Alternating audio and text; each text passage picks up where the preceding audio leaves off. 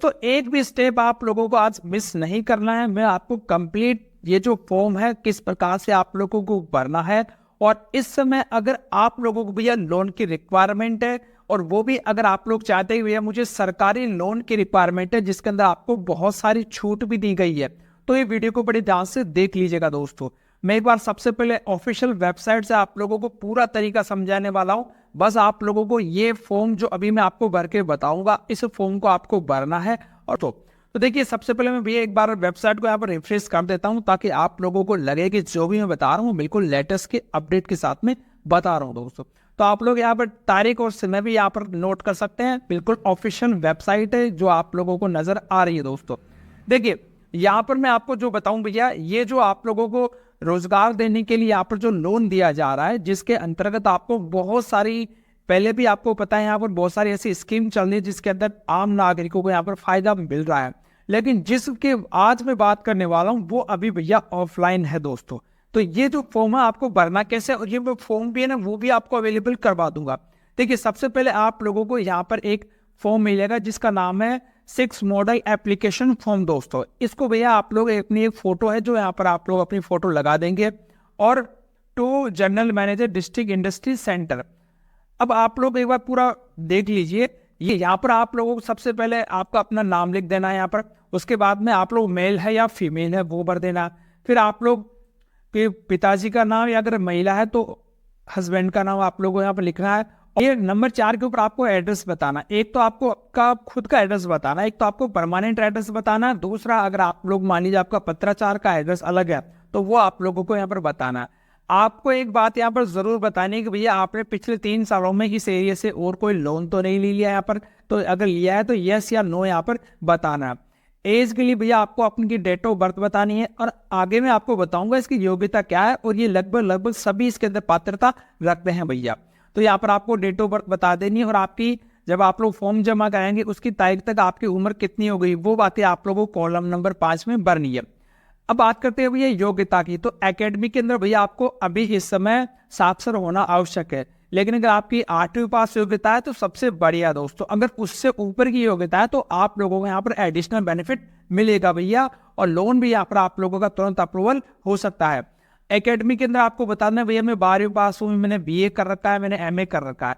Technical के अंदर आप लोग बता सकते हैं, जैसे मान लो कोई ITI की वगैरह आप लोगों ने एडिशनल कोई डिग्री या कोई कंप्यूटर का कोई कोर्स वगैरह कर रखा है उसकी जानकारी देंगे।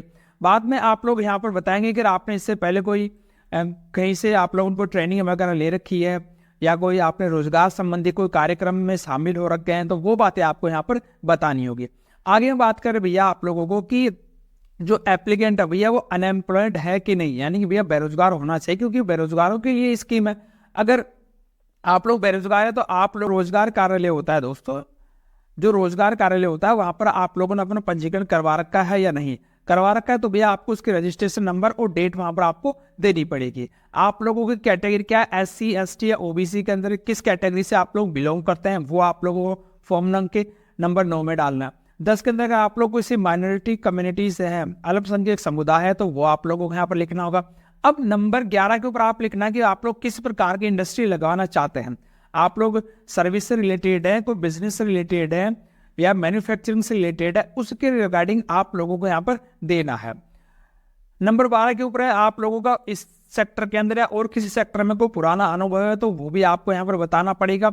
नंबर 13 के ऊपर आप लोगों को थोड़ा सा यहाँ पर और डिटेल वगैरह है जो आपको यहाँ पर कंप्लीट यहाँ पर देनी पड़ेगी। नंबर 14 के अंदर आप लोगों को जो इनकम का आपकी जो फैमिली का सर्टिफिकेट है वो आप लोगों को देना पड़ेगा, जो अपना SDM या जो तहसीलदार वगैरह बनाते हैं ना वो वाला।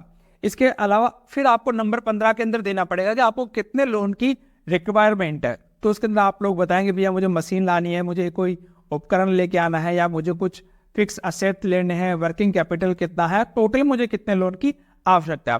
देखो, नंबर 16 के ऊपर आपको मार्जिन भी देना पड़ेगा कि आप लोग खुद कितना उस बिजनेस के अंदर इन्वेस्ट कर रहे हैं दोस्तों। कि जैसे मान लीजिए ₹1,00,000 का आपका टोटल है, जिसके अंदर आप लोग बताएंगे भैया 20,000 रुपए, 30,000 रुपए, 40,000 रुपए तो मैं लगा रहा हूँ, और 60,000 रुपए की मुझे लोन की आवश्यकता है। इसके बाद में आप लोग नंबर 17 देखेंगे। इससे पहले अगर आपने और कहीं से कोई लोन वगैरह लिया है, कहीं से भी लिया है, तो उसकी डिटेल भैया आप लोगों को यहाँ पर देनी पड़ेगी। अगर लोन लिया है तो आपने कितना उसको चुका दिया है, कितना आप लोगों का यहाँ पर बकाया है भैया। ये सारी चीज़ें हैं भैया, आप लोगों को यहाँ पर भर देनी है, उसके बाद में आपको नीचे यहाँ पर साइन कर देना दोस्तों। अब हम बात करते हुए लोन मिलेगा किसको, तो इसके लिए क्राइटेरिया भैया 8वीं पास आप लोगों को होना ज़रूरी है, आपकी उम्र 18 से 40 साल के बीच में होनी चाहिए, और महिलाओं को भैया यहाँ पर 10 साल की और एक्स्ट्रा छूट मिल गई, यानी कि 50 वर्ष तक हो गई। और अगर आप लोग इसके अलावा SC ST या कोई एक्समैन अदर कैटेगरीज में है तो आप लोगों को वहाँ पर 50 वर्ष तक की यहाँ पर उम्र दी गई है, यानी कि आप लोगों को 18 से 50 की एज जरूरी है। इसके अलावा भैया आप लोगों को यहाँ पर ये बात जरूर ध्यान रखिए कि आप लोग जहाँ पर आपने अपना एड्रेस दिया वहाँ पर आप लोग पिछले 3 साल से रहना अनिवार्य है। फैमिली की इनकम आप लोगों की 40,000 से कम होनी चाहिए दोस्तों, इस बात का आप लोग विशेष ध्यान रखें। तो जब भी आप लोग आय प्रमाण पत्र बनाए तो 40,000 से ऊपर नहीं बनाए दोस्तों। अब इसके अलावा आपको कौन कौन से डॉक्यूमेंट्स की आपको आवश्यकता पड़नी पड़ेगी इस फॉर्म के साथ में, तो यहाँ पर आपको एक डेट ऑफ बर्थ करनी है, आपकी जो मार्कशीट वगैरह वो लगेगी, यहाँ पर मार्कशीट जो आपने पढ़ाई लिखाई की है या कोई आपका ITI का सर्टिफिकेट है वो लगेगा। राशन कार्ड की आप लोगों को आवश्यकता पड़ेगी, जिससे पता लगेगा कि आप लोग 3 साल से कहाँ रह रहे हैं। इसके अलावा अगर आपने कोई एक्सपीरियंस वगैरह लिया है तो उसकी आवश्यकता पड़ने वाली है। इनकम सर्टिफिकेट आप लोगों को पहले बता दिया गया। कास्ट सर्टिफिकेट यानी आपकी जाति का प्रमाण पत्र है वो आप लोगों को जरूरी लगेगा। अगर आप लोग कोई मोटर व्हीकल से रिलेटेड कोई बिजनेस करते हैं तो फिर आप लोगों को यहाँ पर ड्राइविंग लाइसेंस की आवश्यकता पड़ने वाली है। और इसके अलावा जो आप लोग बिजनेस कर रहे हैं उसका प्रपोजल का जो प्रोजेक्ट आप लोग बनाएंगे उसकी कॉपी आप लोगों को यहाँ पर इनको देनी पड़ेगी। यहाँ पर इनको 2 सेट बना के आप लोगों को देना पड़ेगा दोस्तों। तो